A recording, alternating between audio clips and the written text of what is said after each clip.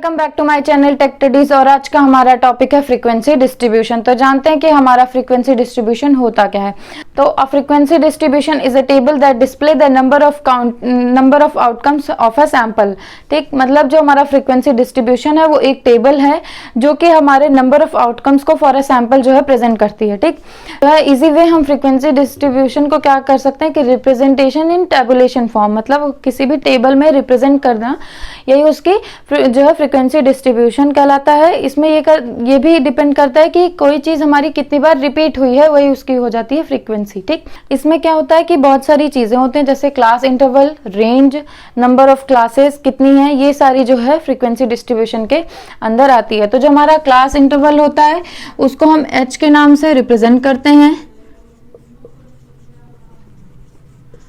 h के नाम से इसको। ठीक, देन रेंज जो होती है हमारी क्लास की रेंज क्या है, उसको r से रिप्रेजेंट करेंगे। देन नंबर ऑफ क्लासेस को हम किसी भी नेम पे डिपेंड कर सकते हैं। ठीक, देन अगर हमें रेंज निकालनी है तो रेंज कैसे निकलेगी, हाईएस्ट मार्क्स, जो भी कोई भी अगर चीजें दी गई उसमें जो हाईएस्ट वैल्यू रहेगी,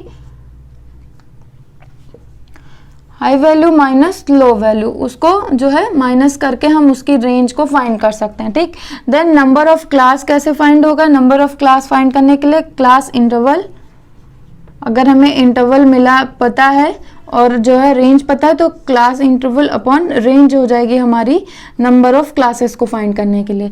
सेम ऐसे अगर हमें इंटरवल फाइंड करना है और हमें ये चीजें पता है तो क्या हो जाएगी, range r upon number of classes. ठीक, तो ये तीनों चीज हम फाइंड कर सकते हैं जो है अगर हमें कोई दो चीज पता हो। तो हमारा क्या हो जाता है फ्रीक्वेंसी डिस्ट्रीब्यूशन में कि फ्रीक्वेंसी को डिस्ट्रीब्यूट करना, इन इजी वे हम कह सकते हैं कि फ्रीक्वेंसी को डिस्ट्रीब्यूट करना, टेबल को देख करके बताना कि किसकी कितनी बार रिपीटेशन है उसकी उतनी फ्रीक्वेंसी हो जाएगी। ठीक, फॉर एग्जाम्पल अगर हम एग्जाम्पल लेते हैं,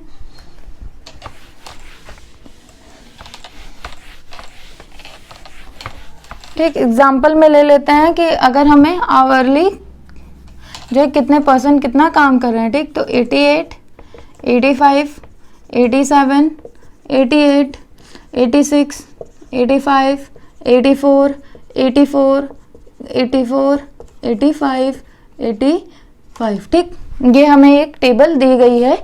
अब देखना है कि इसकी फ्रीक्वेंसी हम कैसे फाइंड करेंगे या इसमें हम कैसे फ्रीक्वेंसी को डिस्ट्रीब्यूट करेंगे। ठीक, देन क्या करना है कि पहले हम नंबर ऑफ यानी कि क्लासेस ले लेते हैं, यानी कि इस जो है कितने नंबर्स हैं। ठीक, अब नंबर्स में क्या है, पहला हमारा 88 है। ठीक, या असेंडिंग ऑर्डर में लिखते हैं, सबसे स्मॉल हमारा 84 है, देन 85 है, देन 86 है, 87 एंड लास्ट के हमारा 88 है। ठीक, आप देखते हैं